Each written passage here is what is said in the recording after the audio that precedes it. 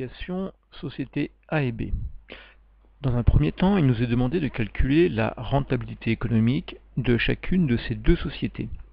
Pour calculer la rentabilité économique, j'ai donc besoin du résultat d'exploitation de chacune d'entre elles, ainsi que du total de l'actif économique de celle-ci. Je vais commencer par la société A. Pour celle-ci, je pars du chiffre d'affaires, c'est le seul produit d'exploitation qui apparaît, et je vais lui retrancher ensuite tous les autres éléments que l'on a pu voir apparaître.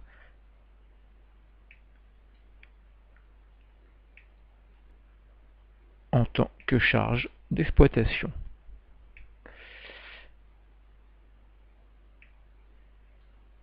Donc ainsi, je vais pouvoir prendre tout ce qui va concerner les achats de matières premières, leurs variations, etc.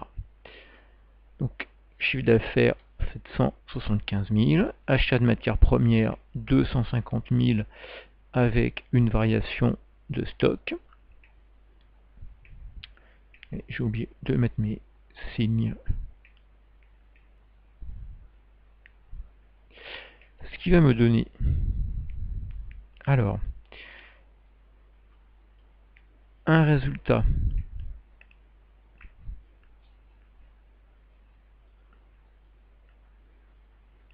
d'exploitation qui est le suivant. 30 000 pour notre société A. Je vais pouvoir faire le même calcul pour la société B, ce qui me donne également 30 000 de résultats d'exploitation. Pas de surprise, vous l'avez compris, A et B sont extrêmement similaires en termes d'activité. On le verra juste après. Ce qui va les différencier, c'est que A se finance intégralement sur capitaux propres, B avec un financement mixte. Maintenant, total des actifs économiques. Pour la société A, ça va être le montant des capitaux propres auquel je rajoute la dette financière égale à 0. Et pour B, même calcul. On a donc un actif économique de 263 500 pour la société A et de 261 222 pour la société B. Vous pouvez faire le même calcul en prenant le montant de votre actif immobilisé auquel vous rajoutez le besoin en fonds de roulement d'exploitation. Ceci étant fait, eh bien, je vais pouvoir calculer la rentabilité économique de chacune des deux sociétés. Résultat d'exploitation divisé par l'actif économique. La société A a une rentabilité économique de 11,39, la société B de 11,48%. Visiblement, la société B est légèrement plus performante que la société A. Maintenant, on va décomposer cette rentabilité économique en disant qu'elle peut être constituée de deux ratios. Pour ce faire, eh bien, je vais multiplier le ratio classique résultat économique divisé par actif économique par chiffre d'affaires divisé par chiffre d'affaires. Ce qui nous donne alors résultat d'exploitation divisé par chiffre d'affaires plus chiffre d'affaires divisé par actif économique. Et là, on se souvient que lorsqu'on est face au résultat d'exploitation divisé par le chiffre d'affaires, on est face à un taux de profit, c'est le taux de marge nette économique, et lorsque l'on a le chiffre d'affaires divisé par l'actif économique, eh bien on est face à un taux de rotation qu'on appelle le taux de rotation de l'actif économique. Si je fais ce calcul de chaque élément pour nos sociétés A et B, pour la société A, je vais avoir un résultat d'exploitation de 30 000 que je divise par le montant du chiffre d'affaires, ce qui me fait un taux de profitabilité à 3,87%, et ensuite je vais diviser mon chiffre d'affaires par le niveau de l'actif économique, donc un taux de rotation de 2,94. Juste par vérification, si je fais 3,87% fois 2,94, vous voyez qu'on retrouve les 11,39% de rentabilité économique de la société A. Maintenant pour la société B. Même manipulation, je reprends le résultat d'exploitation que je divise par le chiffre d'affaires de cette société, 3,87%, pas de surprise, le compte du résultat est complètement identique sauf sur le point des charges financières. Et puis maintenant, le taux de rotation de l'actif économique, je prends le chiffre d'affaires divisé par l'actif économique, je suis à 2,97. De nouveau, petite vérification, on retrouve les 11,48% de rentabilité économique. Pourquoi est-ce que l'on a cette différence? Eh bien, c'est avant tout la rotation de l'actif économique qui est différent chez B, légèrement supérieur, ce qui veut dire que pour un même niveau de chiffre d'affaires, on utilise un peu moins d'actifs économiques. Et effectivement, si vous regardez la manière dont est constitué l'actif économique de A et de B, au niveau des immobilisations, on est exactement sur les mêmes montants, 251 590. Si ensuite on s'intéresse à ce qui va constituer le besoin en fonds de roulement d'exploitation, le montant des stocks comme des créances clients est strictement identique. Par contre, là où on a une petite différence entre A et B, c'est au niveau de la dette d'exploitation, principalement dette fournisseur. Vous voyez que B a légèrement plus de dette fournisseur que A, c'est-à-dire que B a un délai de règlement de ses fournisseurs un tout petit peu supérieur, ce qui lui demande moins de besoins en fonds de roulement d'exploitation à financer, donc limite son actif économique à 261 000, donc pour un chiffre d'affaires équivalent, plus grande rotation de l'actif économique. Maintenant, intéressons-nous au calcul de la rentabilité financière. Pour ceci, eh bien, nous avons besoin du résultat de l'exercice, résultat net. Pour la société A, 30 000.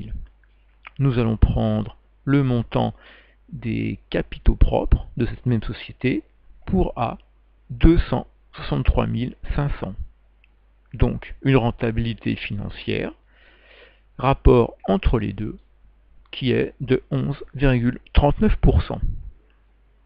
Calcul similaire pour B, 21 800 de résultat net, 142 400 de capitaux propres, et alors une rentabilité financière de 15,31%. Ici, on sent que pour une entreprise qui a le même chiffre d'affaires, les mêmes charges, eh bien, on a une société B qui, endettée, a une rentabilité de presque 4 points supérieure à celle de la société A.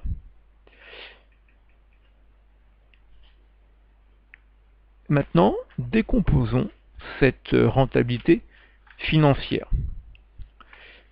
On va procéder de la manière suivante. La rentabilité financière, c'est donc le résultat net divisé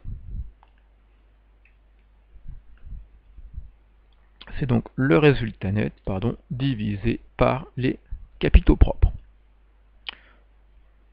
Rien ne m'empêche de multiplier plusieurs fois par 1 ceci. Donc je vais multiplier tout d'abord cela en faisant mon classique rapport chiffre d'affaires sur chiffre d'affaires, et je vais multiplier aussi ceci par le rapport actif économique sur actif économique. Je vais ensuite pouvoir rapprocher certains des éléments, notamment rapprocher résultat net du chiffre d'affaires, rapprocher le chiffre d'affaires de l'actif économique, et rapprocher également l'actif économique des capitaux propres. On retrouve ici nos trois rapports et les différents éléments qu'on a rajoutés. Alors quand on associe, eh bien on voit qu'il y a des points qu'on a déjà rencontrés, notamment lorsque je fais le rapport résultat net sur chiffre d'affaires, j'ai le taux de marge bénéficiaire. Lorsque je suis en train de regarder ce qui se passe en faisant chiffre d'affaires sur actif économique, je me trouve avec un taux de rotation, c'est le taux de rotation de l'actif économique. Et lorsque je suis en train de regarder ce qui se passe en faisant actifs économiques divisé par capitaux propres, eh bien ça me donne en fait le ratio de financement propre de l'actif économique par l'entreprise. Finalement, l'importance que peut avoir les capitaux propres dans le financement de l'actif économique, mais je peux le dire également d'une manière inverse, par déduction, c'est aussi la part que peut représenter la dette financière dans le financement de l'actif économique. Faisons ce calcul maintenant pour nos deux sociétés. Donc pour la société A, je vais prendre son résultat net, le diviser par son chiffre d'affaires, 75 000. Je vais ensuite calculer le taux de rotation de l'actif économique. Pour ceci, je prends le chiffre d'affaires que je divise par l'actif économique. On l'a déjà rencontré. Et puis, pour terminer, je vais prendre l'actif économique et le diviser par le montant des capitaux propres. Et si je prends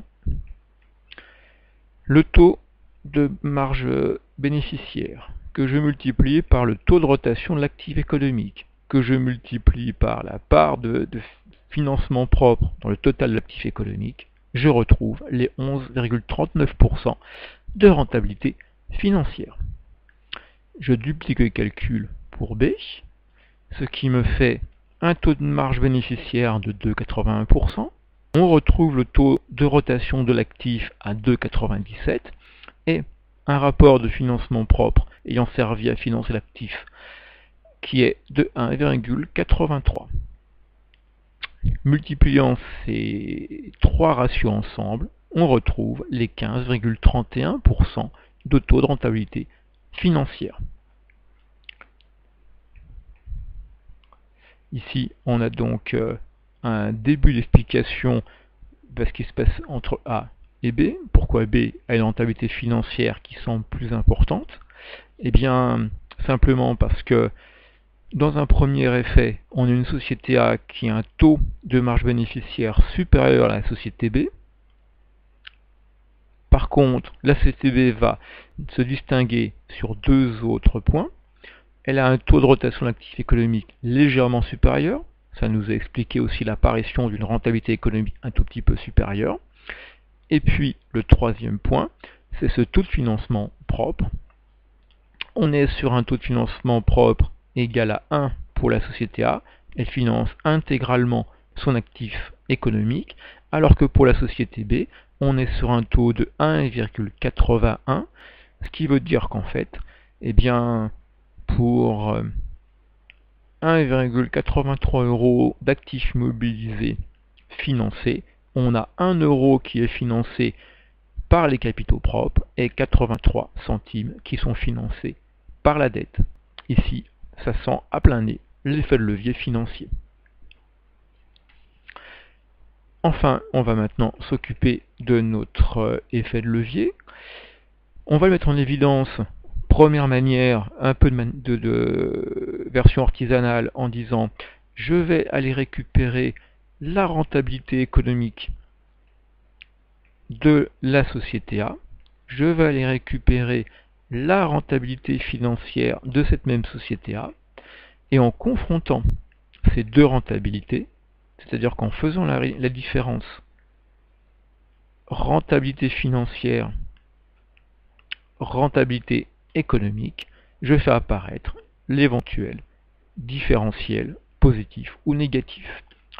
Ici, la société A est à 11,39 de rentabilité financière, 11,39% de rentabilité économique. Il n'y a pas d'effet de levier. Calcul similaire pour la société B. Cette société B, 15,31% de rentabilité financière, calculé juste avant, 11,48% de rentabilité économique, donc une différence entre les deux rentabilités de 3,82%. Là, on a